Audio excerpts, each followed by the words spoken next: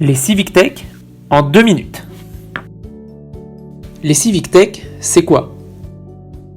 Parler de Civic Tech, c'est s'intéresser à tous les outils, mobilisant les nouvelles technologies, permettant de faire évoluer les services publics existants, de proposer de nouveaux services en ligne pour les usagers, ou encore d'ouvrir les données des administrations. En particulier, les Civic Tech tendent à renforcer le lien entre citoyens et l'administration publique, notamment avec les élus. L'idée est alors d'encourager la population à mieux participer au débat public, aux prises de décision, ainsi que de valoriser l'image de la collectivité.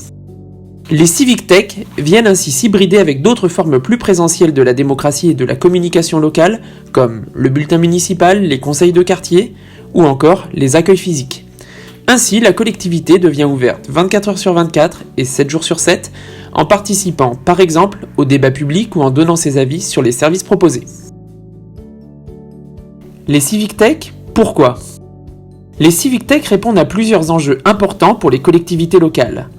Dans la collectivité, les Civic Tech peuvent permettre de moderniser leur système d'information, schéma directeur, réseau, machines, etc. Harmoniser, simplifier, dématérialiser les pratiques et procédures, par exemple en matière de téléphonie, courrier, gestion des réclamations, parapheurs électroniques ou de comptabilité avec des outils adaptés et centralisés.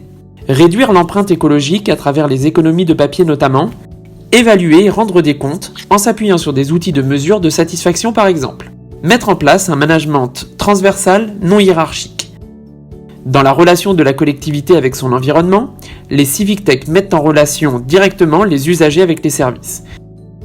Ainsi, elles peuvent permettre de améliorer la réponse aux demandes des usagers en modernisant les services publics, faciliter et simplifier les démarches administratives en permettant d'avoir un accès 24 heures sur 24 aux services, améliorer la communication avec la population, répondre aux déficits d'écoute, favoriser une plus grande transparence quant aux choix publics et aux projets menés, informer régulièrement et rapidement.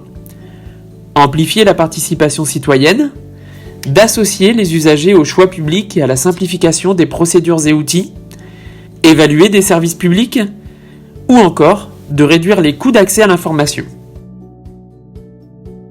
Les Civic Tech, comment ? Mettre en place les Civic Tech demande de repenser les services publics tant sur leur nature que sur les modalités de mise en œuvre. Ainsi, plusieurs étapes peuvent être engagées dans ce sens. Premièrement, établir un diagnostic initial permettant d'établir une cartographie des services publics existants, mais aussi de définir le périmètre numérique dans lequel ils évoluent. Deuxièmement, réaliser un benchmark des possibilités existantes, organisations publiques ou privées, ou des possibilités innovantes. Troisièmement, mobiliser l'ensemble des parties prenantes, élus, agents de la collectivité et citoyens, à travers des réunions spécifiques par exemple. Quatrièmement, définir un schéma directeur du numérique et un plan de continuité de l'activité qui permettront de se projeter dans le futur. Cinquièmement, mettre en place un accompagnement au changement pour permettre ces transformations et impulser une culture nouvelle. Conclusion. Les Civic Tech s'inscrivent au total dans une volonté de transformation des organisations publiques locales, optant pour une plus grande transparence. Elles imposent alors de repenser les modes de fonctionnement en construisant une nouvelle gouvernance locale, plus participative, transversale et agile. La mise en œuvre des Civic Tech appelle donc à une transformation numérique des services publics locaux. Compte tenu des pratiques locales encore hétérogènes et balbutiantes, mais aussi des difficultés rencontrées, les Civic Tech appellent une réponse à plusieurs questions.